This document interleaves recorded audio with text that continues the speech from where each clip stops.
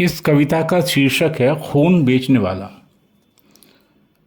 ये आपने भी देखा होगा और मैंने भी देखा है, और आप ही से चुराई हुई ये कविता है जो आपने अपने आप देखा है और शायद नोटिस नहीं किया।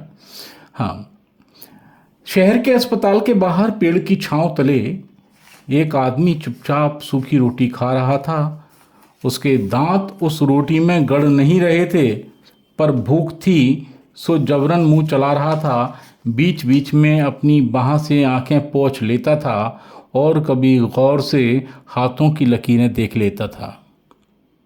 मैं उसकी ओर लगातार देख रहा था। अचानक उसने भी मुझको देख लिया। क्यों भाई साहब, इस तरह क्या देख रहे हो? थोड़ा घबराकर उसने मुझसे पूछ लिया। मैंने कहा, शायद तुम बहुत परेशान हो, तभी तो इतनी सूखी रोटी खा रहे हो, और खाते वक्त तो कोई रोता भी नहीं, मगर तुम हो कि रोते जा रहे हो। मेरी बात सुनकर वो फफक उठा, अंदर ही अंदर, और बहुत तड़प उठा। थोड़ा संभल कर बोला, आप वज़ा फरमाते हैं, मैं थोड़ा नहीं बेहिंता परेशान हूँ। एक लाश हूँ, आदमी नहीं हूँ भाई साहब। खून की एक चलती फिरती दुकान हूँ। मैं अस्पतालों में अपना खून बेचता हूँ, तब कहीं जाकर ये खा पाता हूँ, और इस धंधे से मैं अपना ही नहीं अपने परिवार का भी खर्चा चलाता हूँ। और फिर खून बेचना भी आसान नहीं है, इसमें भी बहुत थपेड़े खाने पड़ते हैं। आधे डॉक्टर को और कुछ दलाल को खून बेचने के लिए पैसे खिलाने पड़ते हैं। अगर हम इन्हें पैसे ना खिलाएं तो रोग युक्त कहकर डॉक्टर हमें भगा देगा। गैर कानूनी खून बेचने के अपराध में हो सकता है कैद भी करवा देगा।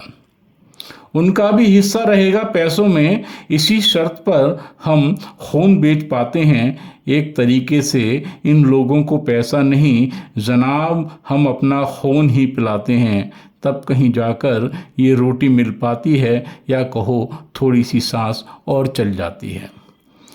उसकी बात सुनकर मैं अचरज से बोला, पढ़े लिखो हो यार, कुछ नौकरी कर लो।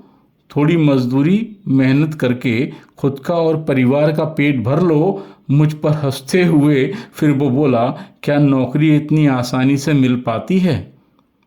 इतना तो आपको भी पता होगा साहब, घूस यहाँ भी हज़ारों में खिलाई जाती है, और मैं 50 रुपये तो देख नहीं पाता हूँ, तो फिर ये हज़ारों रुपये कहाँ से लाऊंगा? अगर खून ना बेचूं तो मेरे भाई भूख से ही तड़प तड़प कर मर जाऊंगा।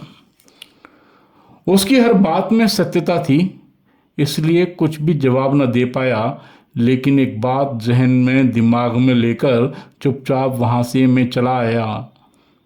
राक्षस आदमी का खून पीते हैं, ये सिर्फ आज तक किताबों में पढ़ पाया था, मगर आज हकीकत में इस दौर में जिंदा राक्षसों से भी मिलाया था। जिंदा राक्षसों से भी मिलाया था।